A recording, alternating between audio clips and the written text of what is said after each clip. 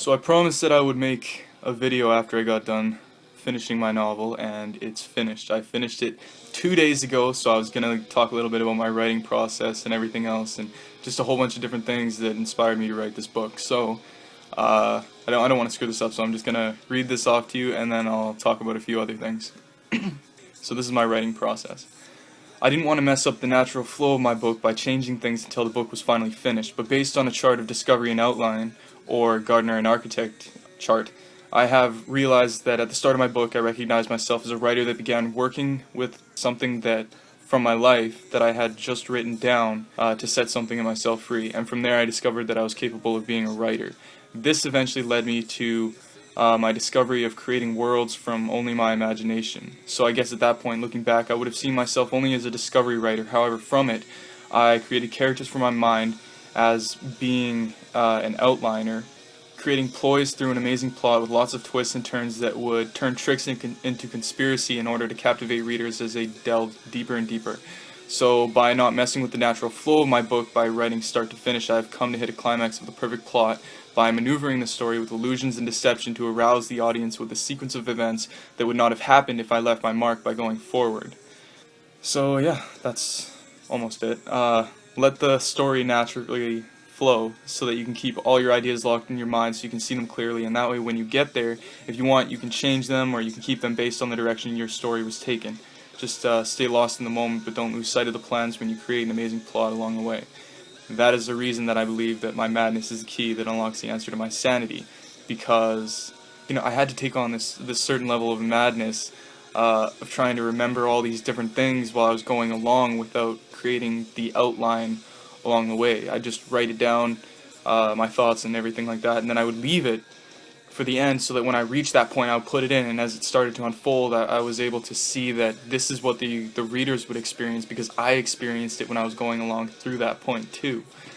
So that was something that's really great, and music was a huge inspiration. In fact, I could name all the songs that I had listened to when I was creating different scenes, and I think there's certain songs that kind of, it didn't just inspire me, it allowed me to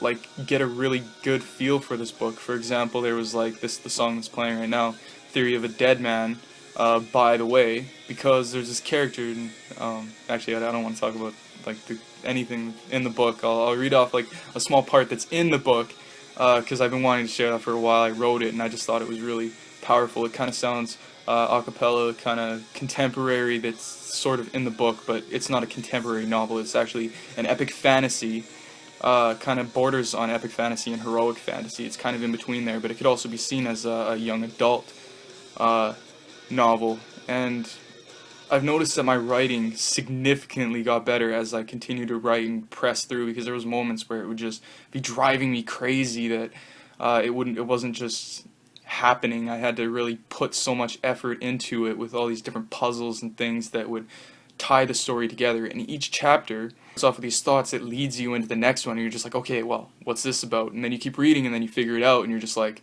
that's crazy, this is mind-blowing type thing. Because that's what I felt, but I'm just hoping that other people are going to feel that too, and I'm really excited that everyone's going to be able to read it. Along the way, my family and everybody else has been really encouraging of me doing this, and I think that that's really important, because I always found that it's like, you can't go through life doing something unless you absolutely love it. You really have to chase your dreams. You can't just let it sit there when you feel like you have something so great that's worth sharing with someone that could impact their life in some way, because that's something that's so great about writing that I found. And the book starts with, this is spoiler, but the book starts with a dream that I had, and from there I was just like, oh yeah, I can be a writer. I think I can do that. And then so it went from something that I was actually feeling to a process where all my thoughts and everything that I was thinking was kind of played into the book. Now, for an epic fantasy and heroic fantasy, you usually see them written in third person limited, or at times if a writer is really good, you'll see like third person omniscient. my book is a first person, so you really, when you get into it, you really feel like you could be part of it, and I think that was important for this one. For the next one, I might end up jumping into the book with third person limited so that I can expand more on the world and you get more of a feel for every character, not just one. But this book was about one character's story, and it was important because he's the one that the world kind of evolves around. So now I'll jump into the book and read off a thing. And if you don't want a spoiler for the book, don't jump into this part. This is just a part that I really wanted to share. I just wanted to read it off. I just gotta find it because, you know, it's not exactly easy going through like 177,000 words. That would be way too far back.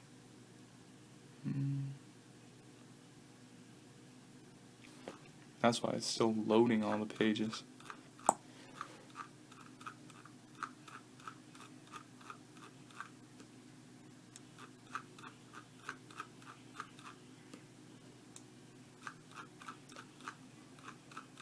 Definitely gonna have to edit this. The video, not the book. But the book does need to be edited, just not in the way that I said it that way. Ooh, here it is. Waiting to be unlocked, understanding is the key that opens this door of enlightenment. Will he see the light that is like a beacon of hope when he feels there is no way of finding it? When he feels there is no way for it to be absolved, he thinks, what about righteousness? He's zoned out, trapped in the solitude of self-confinement. This is why he's a desperado. He could be a writer, making sense of an obscure idea, but he died without describing it. It's like a jet without a pilot, and no one is flying it because his mind is on auto. Is this life just a game and we're all just surviving it? Even the captain's abandoned his ship. While this poem might seem hopeless, just know that I wrote this to show some bravado, so before you judge, realize that there is always two sides to a coin that you flip, yet these pure things can still be found amongst all the darkness that surrounds. In the words of Edgar Allan Poe, to love with a love is deeper than love is still so profound.